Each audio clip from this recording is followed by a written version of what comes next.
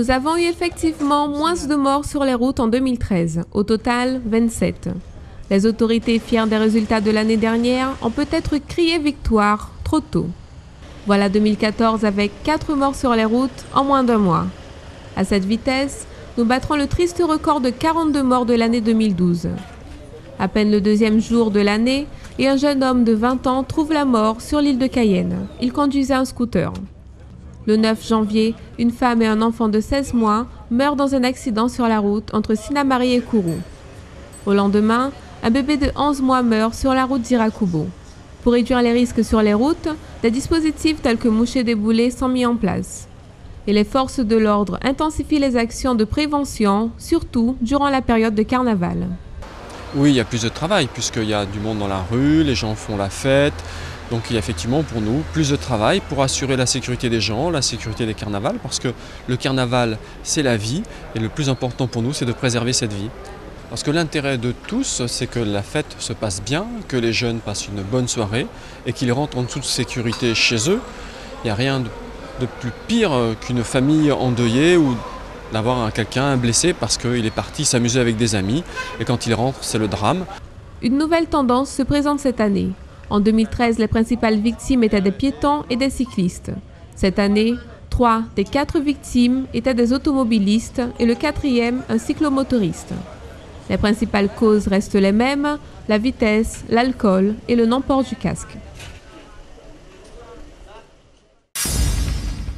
2 mois après l'accord historique du 11 novembre 2013 pour la création de l'université de plein exercice, c'est au tour des collèges de manifester. Comme ici, au collège Sainte-Thérèse à Rémire, où les élèves accompagnés de leurs parents dénonçaient ce matin les dysfonctionnements au sein de l'établissement privé catholique. Donc ce qui s'est passé ce matin, donc ils sont venus en noir, accompagnés de leurs parents, et M. Colville a pu les recevoir et les écouter et répondre à leurs questions sur au moins tous les points qui étaient déjà en cours de solutionnement. Et les points de discorde sont nombreux. Une cour de récréation dangereuse, des fenêtres qui ne ferment pas, une clim qui ne fonctionne pas, l'absence d'infirmières ou de salles de permanence. Il manque même du papier dans les toilettes. Au niveau de l'hygiène, pareil aussi pour la cantine, il n'y a pas de distributeur de savon, il n'y a pas de sanitaire pour la cantine. Donc les enfants ils vont aller manger, ils ne vont pas pouvoir se laver les mains. Un courrier sera fait auprès de la mairie et des services départementaux afin de réunir une commission. Parents et enfants, ensemble, se mobilisent. On manifeste aujourd'hui pour ça, pour des trucs. Pour un collège privé, c'est quand même un peu grave, quoi. Dernièrement, la mairie, elle est venue tondre parce qu'il y avait des sauterelles et on avait un peu peur. Et à la fin de chaque cours, on se grattait. C'était impossible. Comment voulez-vous que les gamins courent correctement là-dessus? Et avant, le terrain, il n'y a pas encore une semaine de ça, il était comme on voit au fond. Dès que la polémique aura cessé, ce sera redevenu comme avant. Si on continue comme ça, ce sera impossible. Enfin, après, moi, je suis en 3e, donc je pars l'année prochaine, donc ça va. Mais les 6e qui viennent de venir, je trouve que c'est pas très adapté pour eux.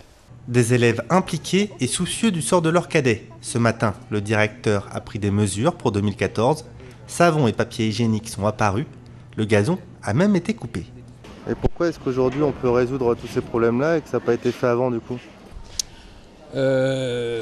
C'est une question qu'on peut se poser. Donc moi, en tant que chef d'établissement qui suis arrivé l'année dernière, j'ai eu à gérer d'autres soucis d'ordre administratif. Et c'est vrai que le problème matériel, on n'y est pas allé franchement. On a peut-être tardé pour y aller franchement. Et c'est vrai que bon... C'est vrai que bon, les caméras sont un bon stimulant pour remettre un peu d'ordre dans son établissement. Espérons que les bonnes résolutions tiennent plus d'1 mois.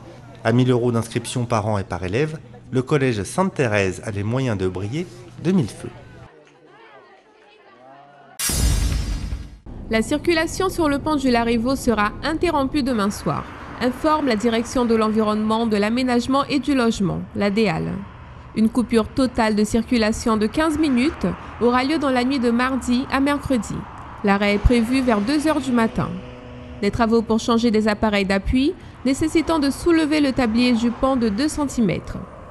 Même s'il est prévu que l'interruption ne dure que 15 minutes, il est possible que l'action prenne plus de temps.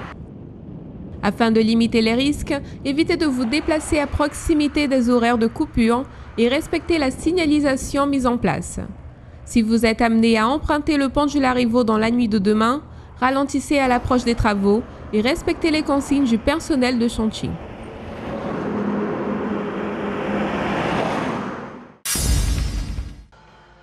Lancé il y a 10 ans dans l'espace, les scientifiques ont procédé ce matin au réveil de la sonde Rosetta. Ce satellite lancé depuis Kourou doit rejoindre une comète afin d'étudier sa composition.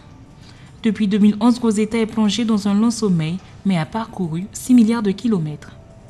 Rosetta est une sonde spatiale conçue par l'Agence spatiale européenne ayant pour objectif de récolter des informations sur la comète Churyumov.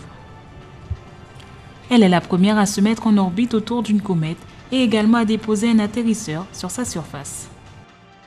Le 5 septembre 2008, la sonde est passée à une distance d'environ 800 km de l'astéroïde Stennes, à une vitesse relative de 8,6 km par seconde. Le 10 juillet 2010, Rosetta a survolé Lutetia. Pour des raisons d'économie d'énergie, la sonde était placée en mode dormant de juillet 2011 jusqu'à ce jour. Aucune communication avec la Terre n'était établie durant ce mode dormant. La sonde devrait arriver à proximité de la comète Churyumov vers le mois de mai 2014 et entrera en orbite autour du mois d'août de cette même année. Elle cartographiera pendant environ 6 mois la comète avant de larguer Philae pour qu'il atterrisse. Cette période permettra de trouver un endroit plat où l'atterrisseur pourra se poser. Avec Rosetta, l'Agence spatiale européenne cherche à percer l'évolution du système solaire depuis sa naissance.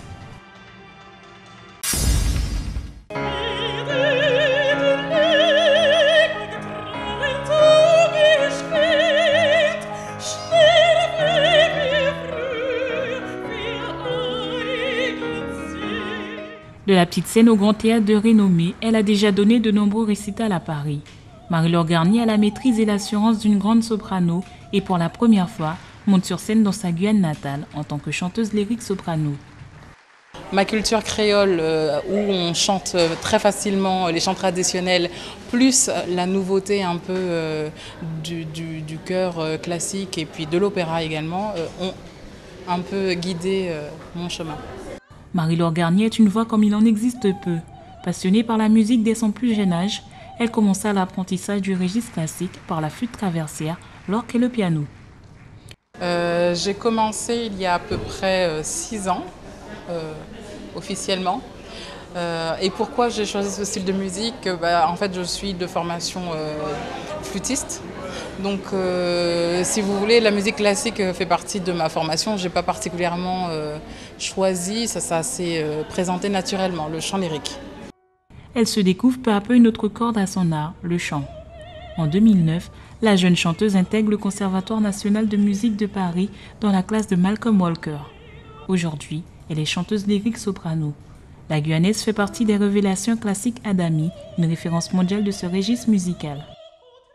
Selon quel personnage j'incarne, j'ai commencé avec un lied de Brahms dans lequel je parlais d'un amour un peu incertain, mais en fait qui est très fort, qui est très basé sur le rock.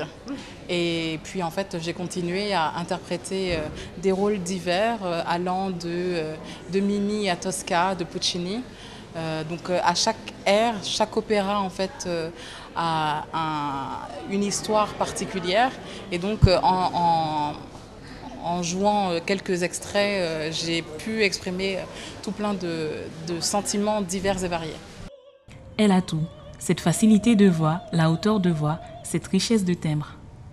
C'est toute une gymnastique, parce qu'effectivement quand on travaille le chant, on est obligé de travailler les langues, donc que ce soit le français, parce que finalement on ne chante pas le français comme on le parle, l'allemand, l'italien, le russe, l'anglais.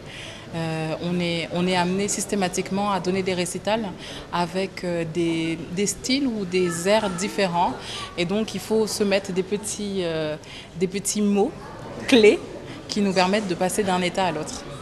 Outre son amour pour le chant et la scène, Marie-Laure tient beaucoup à l'aspect pédagogique du chant. Elle souhaiterait un jour contribuer à la construction d'une école de la voix incluant toutes les professionnels qui participent à l'évolution d'une voix.